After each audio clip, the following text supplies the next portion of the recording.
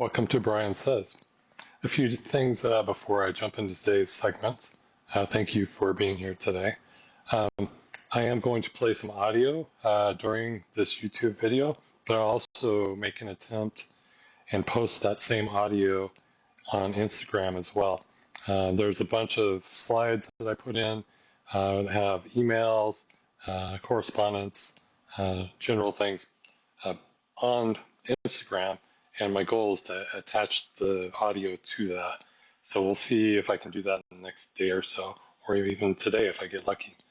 Um, Also, I'm posting, you'll see that I'm talking about insubordinate communication.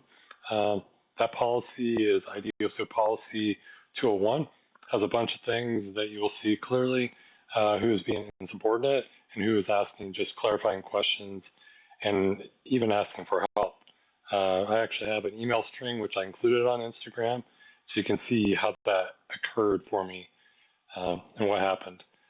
Second piece of insubordinate coordination, communication. See if I can speak properly today. I do not have all those emails, but essentially I received a directive from my leadership, Terri Shewmaker and Daina Drake, uh, giving me a directive, and I was like, hey, you're not giving this to me in writing. It's not part of my job. I'm non-security, and you're putting my life at risk of injury or death without, any training or anything. So we'll get into that here in a little bit. But first of all, I want to start talking about one of my first write-ups in 2020, and it was a pretty, it wasn't a bad write-up. It was just one of those things. But what occurred within my meeting with Daina Drake and Terri Shewmaker, that is the issue. So, as you already know, it was very early in the pandemic, and I had been working with obviously pandemic deniers, which I guess you're aware of if you saw my previous segment. So, basically, I just wanted to be safe and work in a safe environment, or at least as safe as one can be, in prison. So anyway, um, as you know from before, the state shut down. And so once that occurred, I started adjusting my classes, which meant that I was giving homework, I was having my classes were shorter, and I was making all the offenders sit apart from each other and also distancing from myself. Um, and of course, when I was doing all that, people were complaining, but really, the writing was on the wall. The pandemic was coming, and people were not caring. So, I needed to do things to keep both me safe and my family safe and even the offenders safe. At that time, and I was telling the offenders this, I'm like, look, the disease is out there, it's coming. Um, I'm concerned that I'm going to be carrying it in and getting you sick. And then once one of you gets sick, then it gets passed on to the whole facility. That's my thought that, was really concerning me. Not the fact that they were going to get me sick, but the fact that I could get them sick. And, it just went on. So anyway, we'll get back to Daina Drake, who's my boss. And I did not ask permission from her to do any of these things. And, I wasn't going to. They had already made it very clear what they thought of me being proactive, taking steps to make staff safe, public safe, all those things. And I learned my lesson from that. So anyway, so I was written up for not following policy or procedures for doing programming. And you know something? I was okay with that. But here's what I was not okay with. So I went to the office that day to sign the paperwork and leave. They're writing me up. They called me up to admin, and I was like, it's not safe for me to go up to admin because you guys don't believe. I didn't give them this rationale, but it wasn't safe for me to go up there. So they came down here to where my office was. I went into their office, to Drake's office, sitting across the desk from them, and we start having this conversation. And so I signed the paperwork, and I signed it because which kind of surprised them, which was weird, but whatever. I signed it, and I was ready to go. All right, so as I was starting to leave, Terri Shewmaker starts talking about my physical appearance. Yeah, and Dana Drake does too. So I'm just going to reframe this for just a moment. Um, so let's do a little thought experiment where I'm actually a woman and I'm being written up by two men. Um, so what's going on there? So does this sound okay to you, or does it sound highly inappropriate? Does it sound offensive? Is it unprofessional? Sitting there in that moment, I really started to feel that I was in danger of my life. And I know that sounds a little over the top, perhaps, but keep in mind, um, I had just not even a couple months previous to that told them that I was concerned about the pandemic coming in and getting people sick and them dying. And now I took steps to keep people safe in my class, and now I'm being written up for that. And now, on top of that, they are sexually harassing me, which means I'm at risk for everything at that point. And so it's bad, right? So, what do I do here? Well, you would think I would ask for help from HR, right? That would be what every person would do, unless, of course, you had had HR basically say you were being insubordinate when you were not volunteering. So let me go back in time just a little bit. Um, so there, a few years back, and the email chain is actually on Instagram.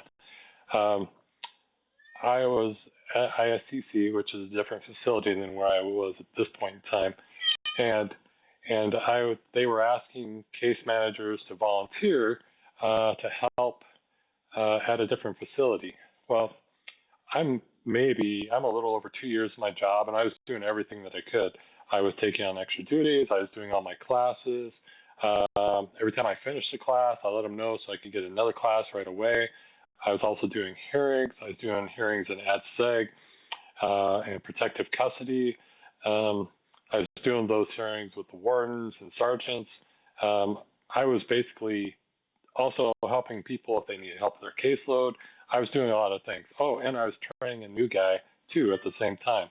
So doing all these things. So they're asking for volunteers, and I'm like, that's cool. I'm glad some people can volunteer. And you should know that you could go onto the class scheduler and see who was doing 4 classes and who wasn't. And so you could tell who would be, prime candidates to volunteer or not volunteer. And it's obvious I'm busy. In theory, my supervisors are aware of all the extra duties I'm doing because I thought they knew, and they would talk to people like wardens and sergeants anyway. So I'm doing all these things, and so I never volunteered. So after a little bit of time goes by, the volunteers dry up, and I get an email, and I posted all those emails for you. And oh yeah, and then I got an email not from my direct supervisor. Somewhere along the line during that period of time, they also decided that all case managers were under all program managers. I'm like, well, I have a program manager who is specifically writing my evaluation. What's going on? So now I have to appease two program managers. So anyway, I get an email from a program manager who knows nothing about me. I barely interact with them, and let's be honest, they're they're not my boss because I don't. She doesn't know anything that I'm doing. So get an email from her, and I'm like, yeah, I'm not volunteering, and they're like, well, we're going to have you go, and I was like, you're asking for volunteers, and I'm not volunteering. Well, as you can see, this kind of went downhill for me from there. So, I don't know about you, but there's a definition for what volunteer means, and it's pretty easy to understand. It's not hard, but they were essentially, and this was before gaslighting became a real word, even though, it goes back to the movie from the 40s or whatever, but they were gaslighting us. They were saying, we want you to volunteer, but really what they were doing, they were pressuring us and trying to intimidate case management into working overtime hours. And so they wanted me to work extra hours over at this other facility, and I could say, well, they wanted me to work them for free, but they didn't pay time and a half.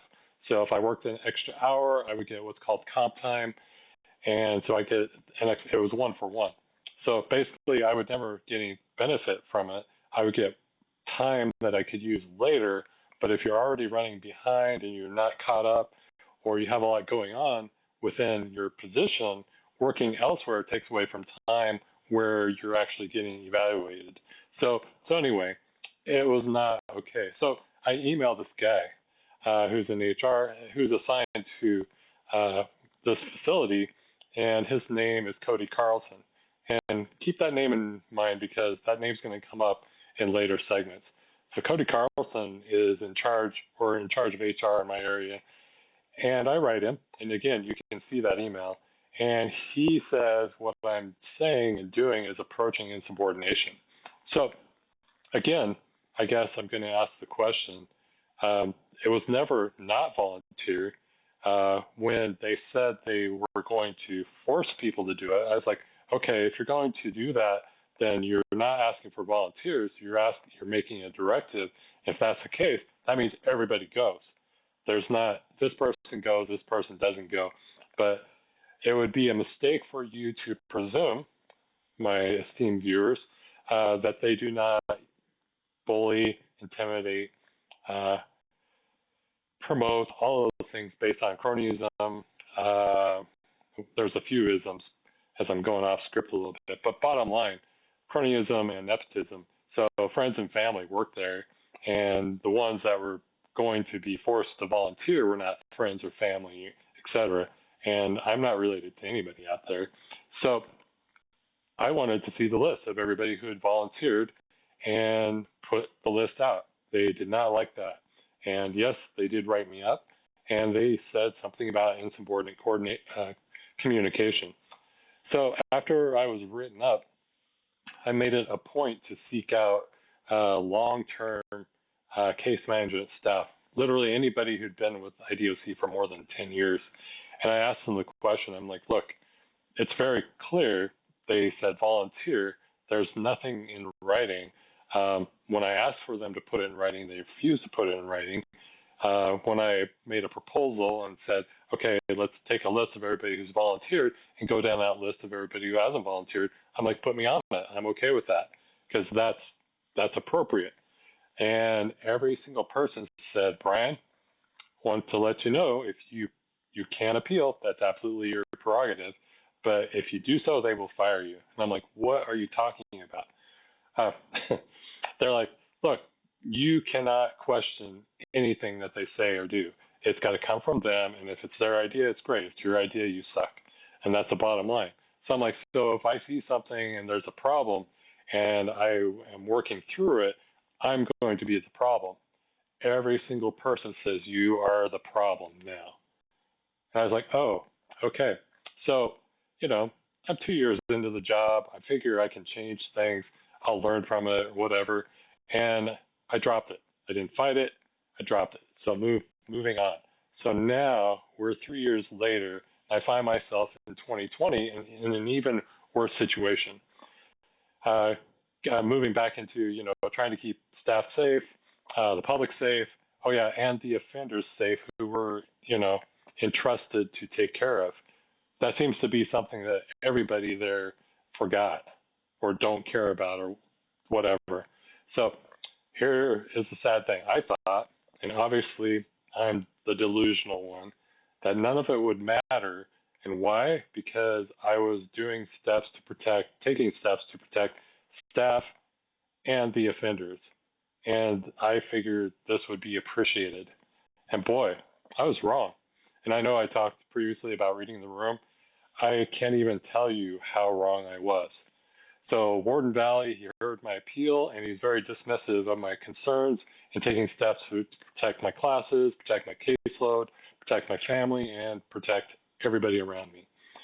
In his words, he said, and I quote, "We are not going to do anything different for COVID. You don't have the ability to do that." Obviously, end quote, I disagreed.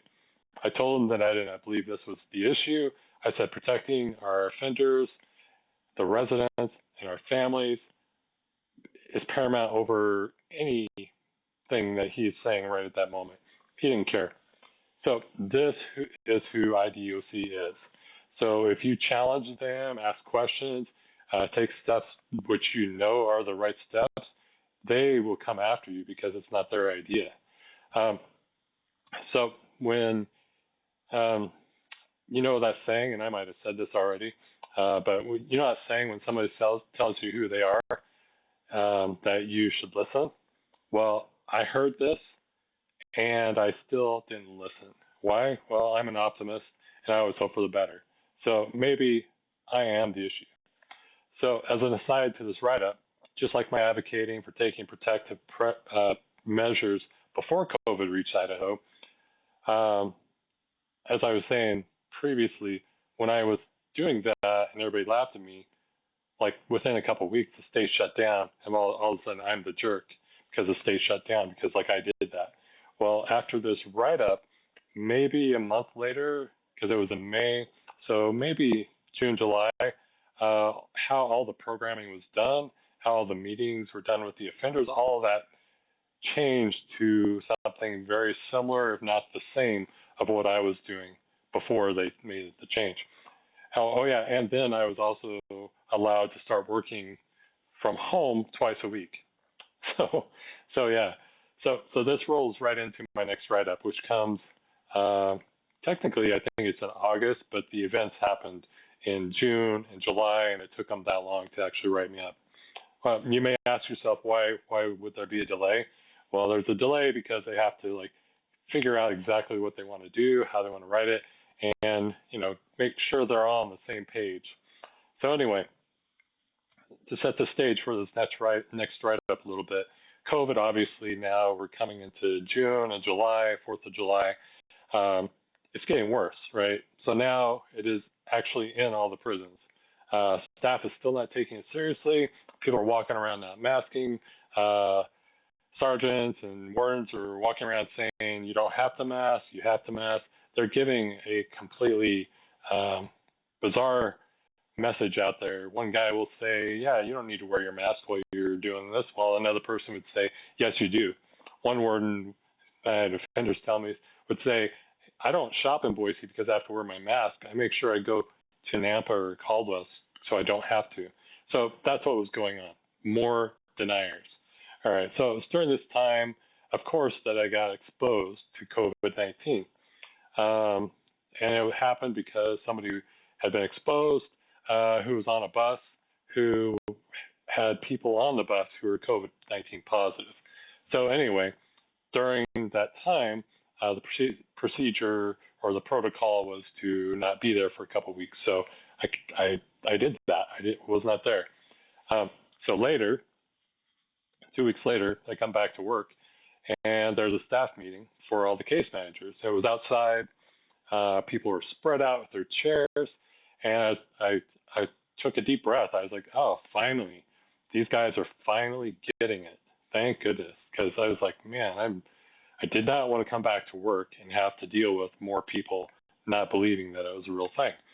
So my sense of feeling good about this meeting and where things were going lasted a very short period. So the meeting had barely started with Drake and Ron Cook when the wardens Shewmaker and Noel Barlow Hurst dropped by, and they just let us know that case management is going to be required to start working security posts.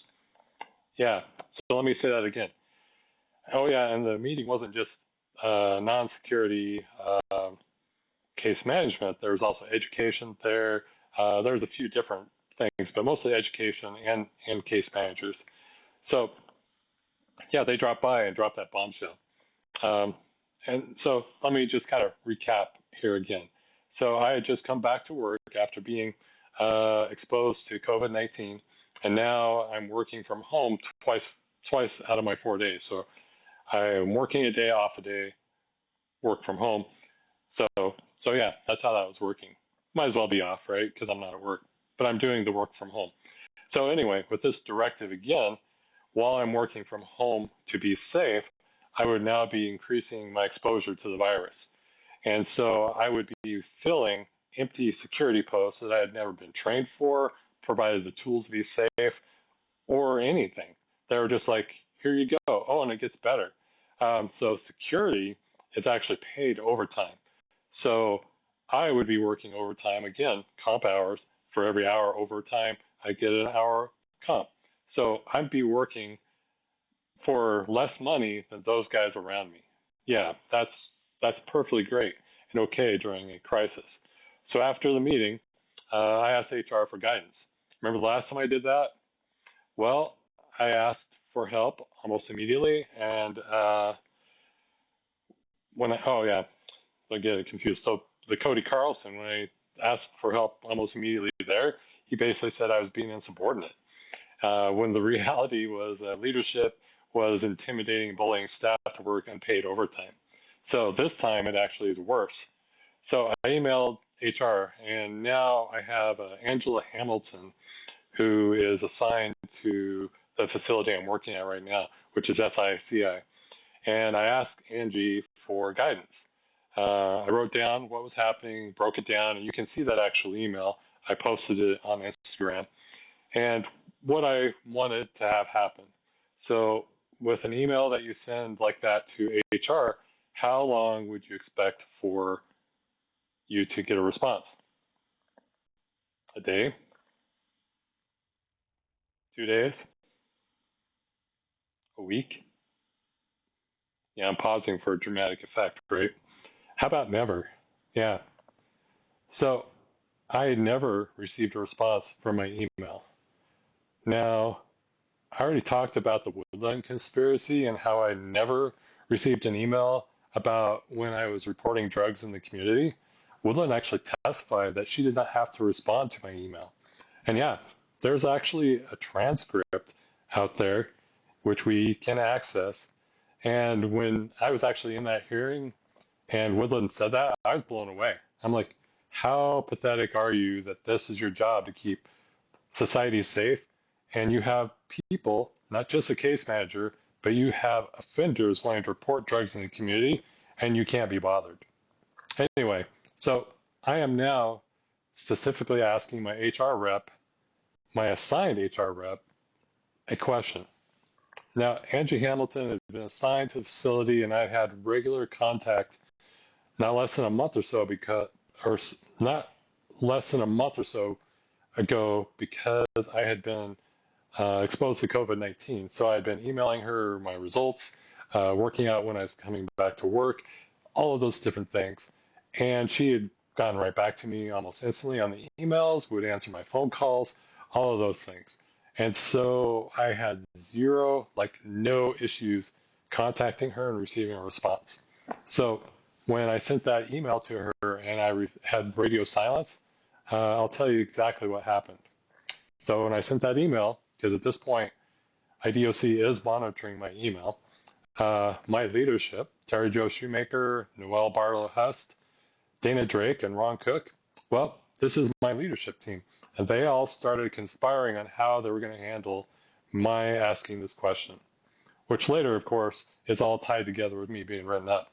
Sounds a little paranoid, right? Well, I wrote the email in late June, and then I met with Drake and Shewmaker. Um, and the write-up showed up later. So I set that meeting with Terri Jo Shewmaker. I set that, and you'll hear her acknowledge that.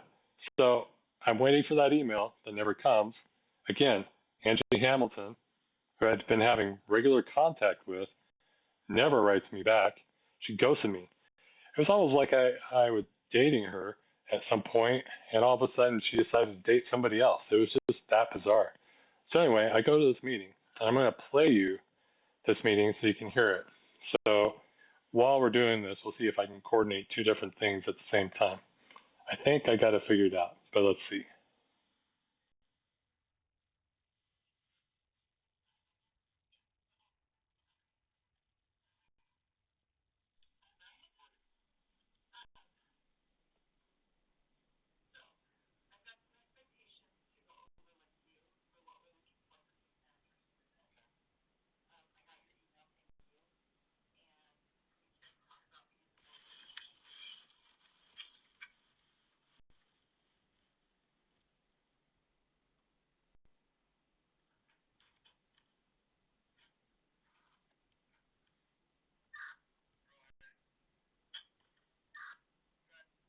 They heard her acknowledge that she got my email.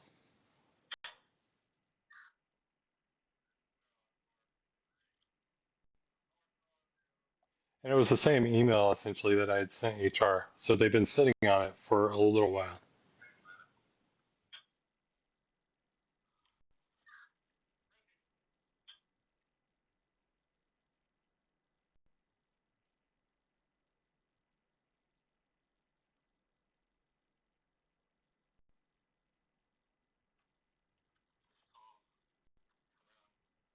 So they're giving me a list of expectations, which I was reading. That's why I was silent there for a minute.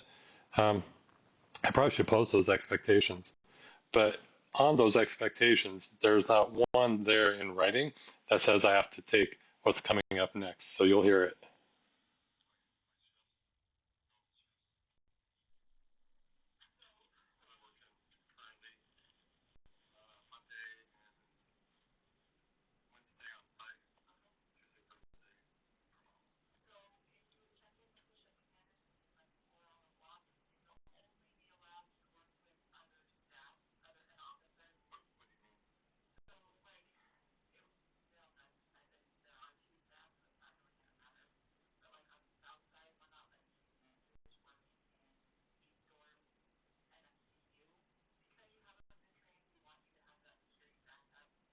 So you notice that they actually mention I have not received any training to work security posts, but I am going to be assigned 4 hour blocks.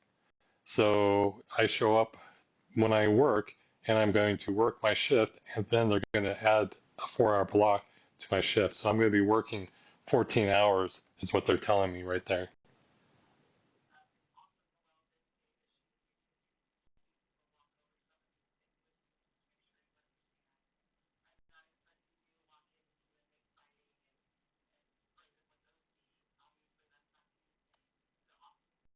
So they mentioned OC. They're not providing me with anything to be safe. They're not providing me with restraints, OC, nothing. So I have no way of protecting myself. I have no way because I don't have the physical skills because I don't know, martial arts or any restraining techniques to, subdue somebody without hurting them. I don't know those things. I might be bigger than a lot of the offenders, or I might not be, but that's a danger to both them and me.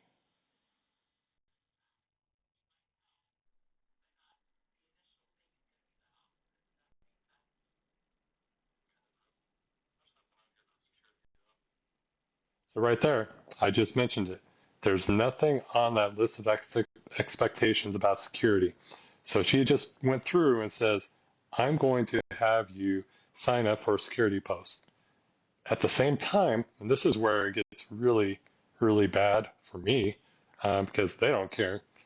They're giving me a directive literally to sign that doesn't have what they're giving me verbally. And why is that?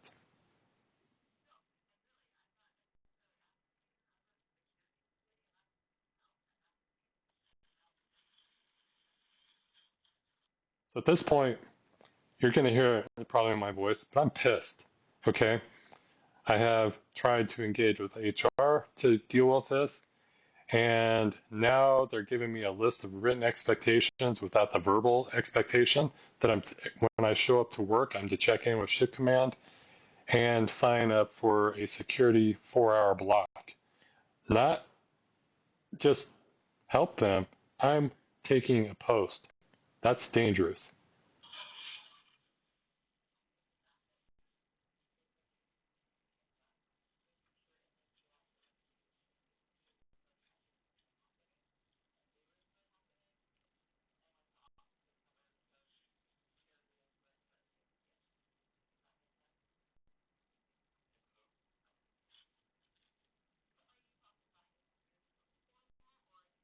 That's Dana Drake speaking.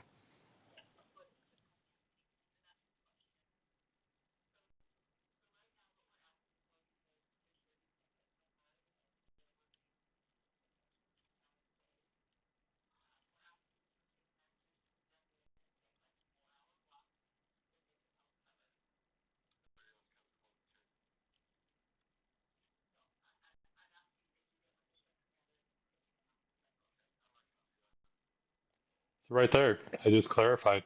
So are you asking for volunteers? And she's like, no, we're not asking for volunteers. You are to give us shift command. So I'm being given a directive, which that is against policy on so many different levels. Plus, you have to be trained to work security posts by policy.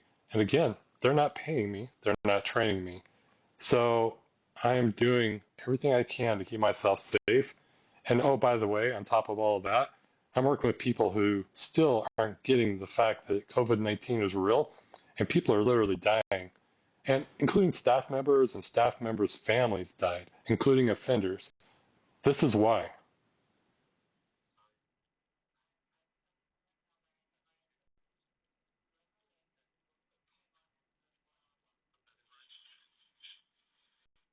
So I tell them to put it in writing and I leave. Okay. So that's obviously not a very good meeting for me, anyway. Um, so, as I said,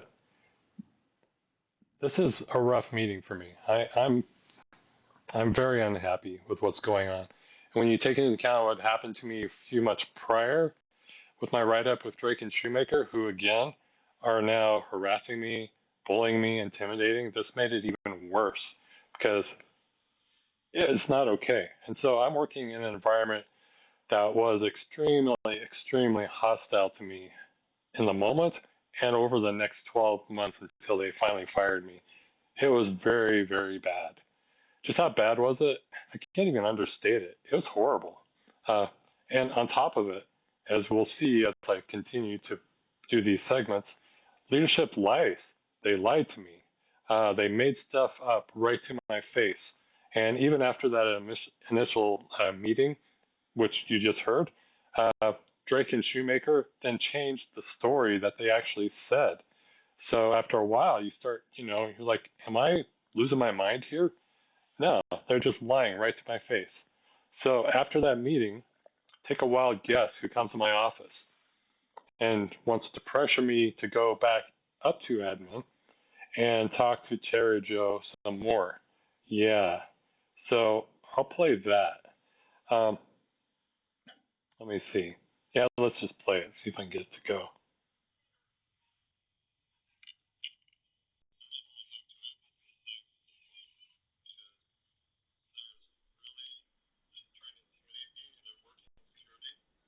So right there, I say it very clearly, and I say it more than once, not just here, but when I appeal this write-up that comes. But yeah, they're intimidating all non-security to work security. This is not okay.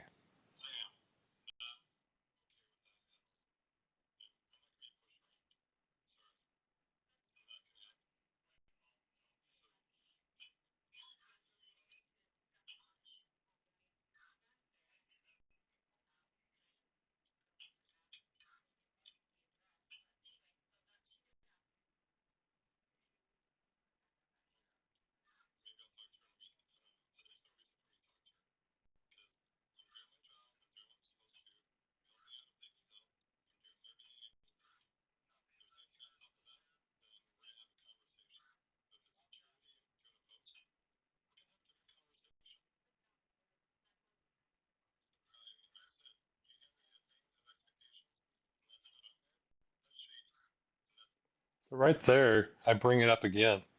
You gave me a list of expectations with no written expectation of working a security post. Why is that? Well, I can tell you exactly why that is. That's because it's against policy. That's because all the way up to the top, up to Josh T. Wall, Chad Page, that whole leadership team, they knew what they were doing. This came from downtown, which was admin, all the way, on, you know, Orchard Street, to hey, we're going to bully and intimidate staff to working security because we can. We can do this. We've done it before. See my little bit that I did on 2017, and we had no issues. We'll do it again. No big deal, right?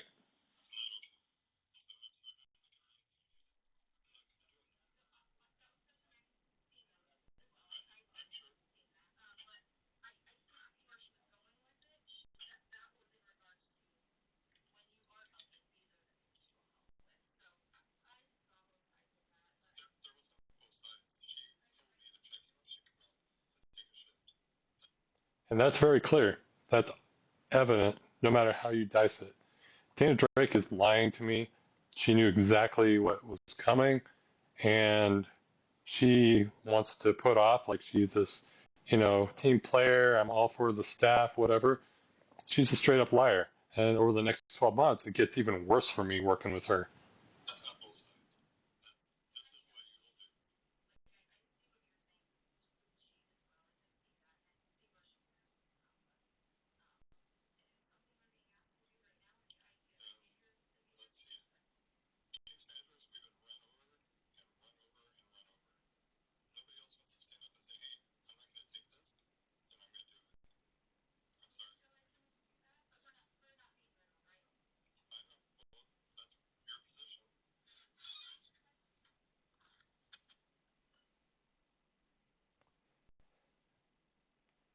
So, yeah, listening to that, it's been a while since I've listened to those recordings. And even after it happened, it was pretty horrible.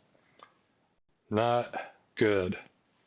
So, let's keep moving on. That's a little rough for me because it was a hard time.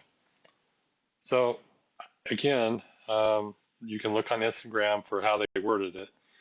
They said that I received a letter of reprimand, which is what I did receive, for not following a directive. It was a directive that they refused to put in writing.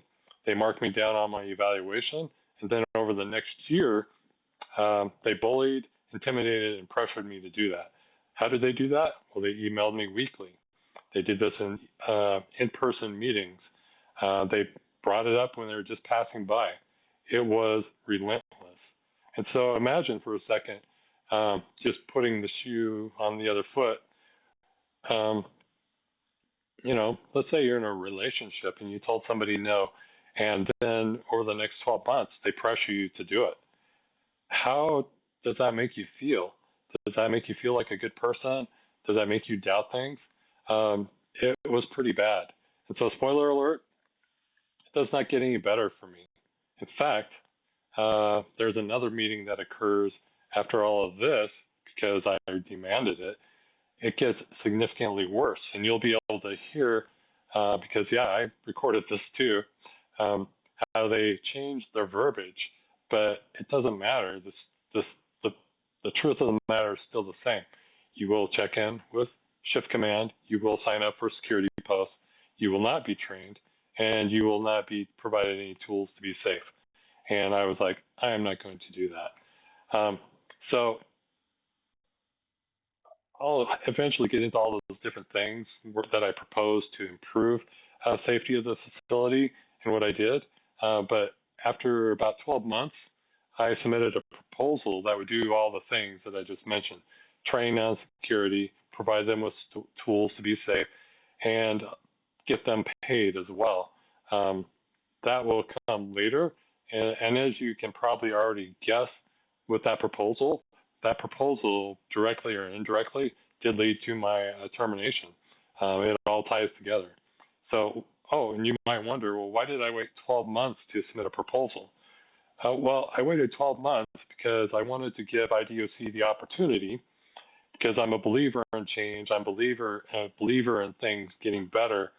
I actually had the hope that over time, because I kept asking for it, even though they were bullying staff into doing it, I kept hoping that they'd go, hey, McClure actually has an idea that is worth listening to, and we should keep non-security safe and provide them the tools to be safe, especially since they're working not just at that facility, but they're working at ISCC as security officers.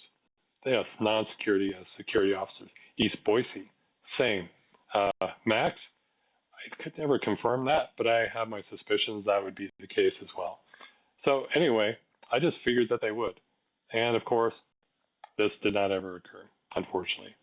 So this is Brian Says for this week. I know generally I add a piece of random things, but this is long enough, and this is this is a lot. So I'm going to stop here for today. Have a good afternoon, evening. Be safe out there.